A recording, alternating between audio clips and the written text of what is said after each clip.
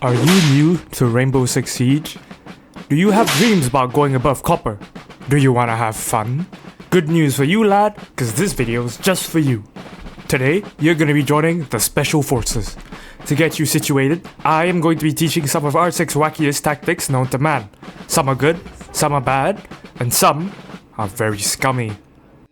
Ew. We start off in F tier, move up to S tier, and maybe, just maybe, Siege can be fun again and not the absolute piece of shit that it is right now.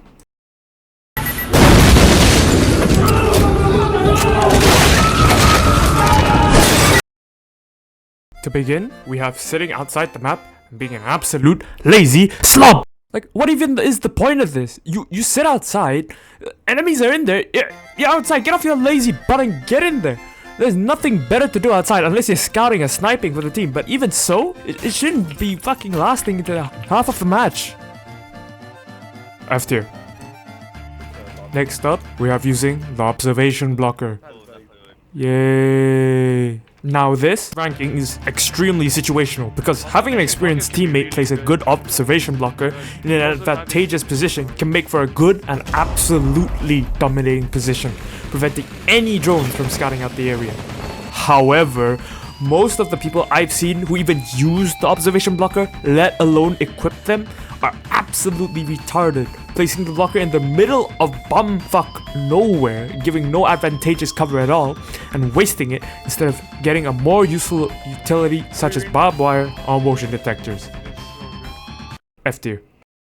For next one, we have, I don't know why, but I'm getting the sudden urge to run all over the place like a 5-year-old toddler. Next is running all over the place in the site like you have ants in your pants. Why? Why? You have a site to defend, and instead of doing that, you decide to have a tour of the place in the spur of the moment. And to be clear, this is not roaming. We'll get to that later in the video. F tier for fire ants in my pants. Go, go, go, go, go, let's go. Right side, right side. I see him. Get down! Get down! Get down! Starting us off in D tier, we have the operators, striker, and sentry. These fellas are just basic. They are most likely to be picked by the newer players who have just downloaded the game. Their main special ability is that they have none. Instead, they have the 2 util slots. For example, for sentry, he could bring a barbed wire and C4, and for striker, she could bring a frag and a flash. Literally any other operator can outclass these guys since they don't have a special ability. However, they will always hold a special place in my heart. My beloved. D tier. Next, playing Kapkan. I know. How does this count as a tactic? Well, by playing Kapkan, if you kill one guy, you're gonna get into his head, making them look at the bottom of doorways even though you don't play him. This is not a game. It is life or death.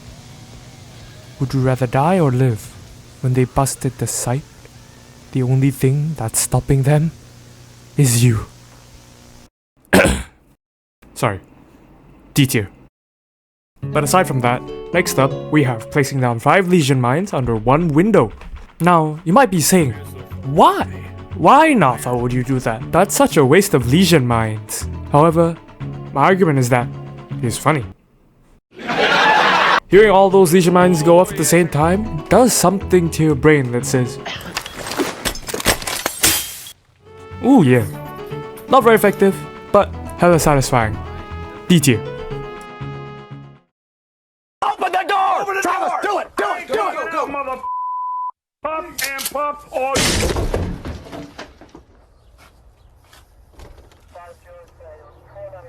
Can we have our battering ram back? Go! Now, we have everyone's favorite pastime, camping. Yay! Sitting in a corner in real life has been a tried and true tactic. Siege was made with the vision of something akin to Ready or Not, using pieing and flashbangs. However, some of the R6 players have lobotomized themselves, just rush in without a care in the world.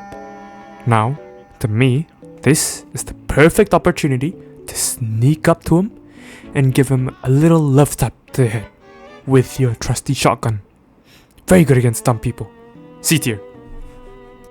Did you know that the amount of fake news on the internet is at least 64% in 2025?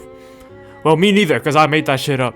Misinformation can be very mind-fucky, especially in R6. An example of this is when my friend had been told by another person that the SMG-11 had the lowest recoil, leading him to hold that left mouse button like no tomorrow and breaking his operator's neck. Or, like, when Thunderbird's ability did poison damage, leading him to place his Thunderbirds in the most wackiest spot ever. Also, Twitch's F2 is like a laser beam and you should definitely equip the silencer on it. Misinformation? C tier. Team baiting is the tactic where instead of you being in the direct line of fire and possibly taking damage from enemies, instead what you do is that you stand behind your friendlies and wait for them to get killed and then swoop in while they're distracted on your friendly to get the kill. Well, unfortunately, I actually don't have any footage of this. Do you want to know why? It's because I am the fucking bait! Credit where credit's due though, it does work sometimes. The worst feeling is that you just sacrifice yourself for nothing and they end up getting headshot on the first peek. C tier. Oh, and by the way, this is a very scummy tactic. If you do this, you're a piece of shit. Go there and help your team. Everybody was kung fu fighting. Those kids were fast as lightning. Great job. You made it to B tier. Now, the tactics become more silly and more fun. Starting us off, we have using the LMG on any operator, especially on the Chanka. Nowadays, everybody equips the meta loadouts like rifles or SMGs with ACOG, vertical grip, and muzzle brake, but nobody gets the LMGs. The LMG can be good if you ignore the horrible aim down time, high recoil, extremely long reload. Okay. Yeah, the LMG is pretty bad. But it's still a machine gun, however, and will kick some ass. Most of the time, people will peek you after you do a short burst, but with LMGs just having so much ammo, it'll catch them by surprise when you still continue that long burst. B tier. Next tactic we have is fully fortifying the site. That's right, no roamers, no lurking. Just 5 operators that are fully focused on defending the site from the attackers. Personally, I would preferably go with Clash, Castle, Aruni, Bandit, and Jaeger. All of these defenders have great synergy and they assist each other in different ways. If you're lucky enough, the entire enemy team is gonna only bring soft breachers, and you're gonna win the game with no issues. B tier.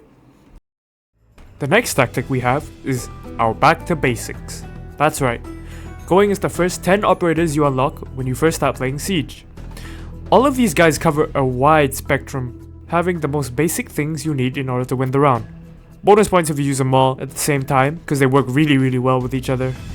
While this is a good tactic, it is quite boring, so that's why I'm ranking it in B tier. If you see a rabbit, there's gonna be rabbit shit there. Oh my god, I thought it was part of the I thought it armor. was a samurai. I thought it was part of the armor. Alright, let's get to A tier, the big ones. Let's get this tactic out of the way, because I know you've been waiting for this one. It's roaming! That's right. Now, this is different from the one in F tier, because instead of running all over the place, you will wait silently, watching, lurking. Then, when they're distracted, go up to them and get that ace you were waiting for. Definitely a good tactic, but it can only be done by people who know what they're doing. A tier. Another great tactic we can use is that we lobotomize ourselves and run the site as Ash or Sledge. Right after the beginning of the round, immediately head to the nearest window or door closest to site. Pop your ability and get in there. Some of the times, they don't play any trappers, so you won't go down, and then you'll be able to snag a couple kills, and maybe cause enough chaos and damage that your team can swoop in for the win. This tactic's just busted, man. I've done it like almost every single game, and it's always rewarded me with 1 or 2 kills. A tier. Do you hate shielders? Always hate how they have that stupid ass shield, and you just keep dying to them? Well, don't worry, because today, you are going to become one with the shield. Get 4 of your friends, hop into unranked, and when you're losing, tell 4 of them to play shielders, and the last teammate to go as Finka. This strategy is very toxic, and do not blame me if you get salty messages in the chat. Once you do this, they're most likely to ban shields the next round, so use it wisely. I usually pull this strat out of my asshole, only when my team is losing, or when the enemy team is being very toxic. Use this sparingly, as your honor will go down. A tier.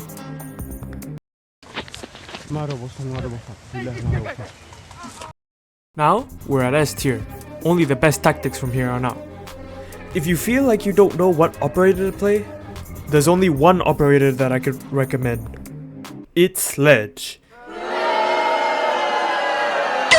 Okay. I know that's biased, but come on. The guy has a huge hammer that he can smash open soft walls at any time he wants to. A shotgun if they rush him, and he can cosplay as the Kool-Aid Man through anything, which is really cool. Also the bell.